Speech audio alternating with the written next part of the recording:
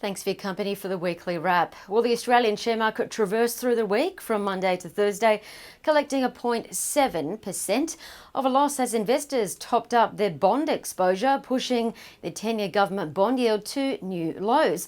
While blood plasma company CSL gained 2.4% over the last 4 days, also overtaking CBA as the biggest company on the market, as CSL continues to dominate the blood plasma and vaccine market. While agricultural stocks got a boost from rain hitting much of eastern Australia, with GrainCorp up 5.3% to $8.20, while Bell Potter upgraded GrainCorp to a buy with a $9.10 price target. Almond grower Select Harvest also got a kick from the rain, up 3% to $6.49. And looking at the ASX 200 leaderboard, Bega Cheese is up the most, 14% to $4.61, smiling away. And amid the frenzy of stockpiling behaviour of shelf items and toilet paper, we've seen Metcash, the owner of IGA, rise 12%. Coles also up 12%, while Agri-business Elders is up 11% to $8.59, benefiting from the rain and also helping farmers rebuild after the bushfires with animal health and fencing. And as for the key themes, the defensive sectors stood out yet again as demand for their services continues regardless of what's going on in the economy. Consumer services known as Telcos rose 3%, with Telstra up 3.5%, while the listed real estate sector rose 2.4%, with the RBA's rate cuts this week giving property values an extra boost, while healthcare, utilities and gold miners pushed ahead as well.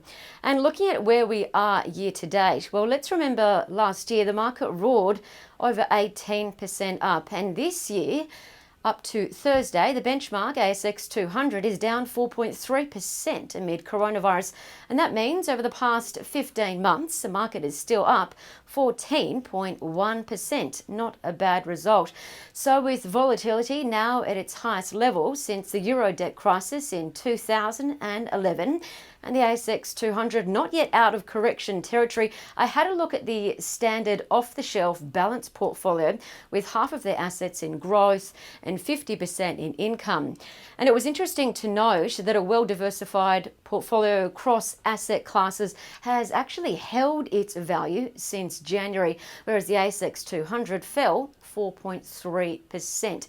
And the reason for this is a diversified portfolio has cushioned the market impact is because funds are spread across local and international bonds, Aussie and global equities, property and cash.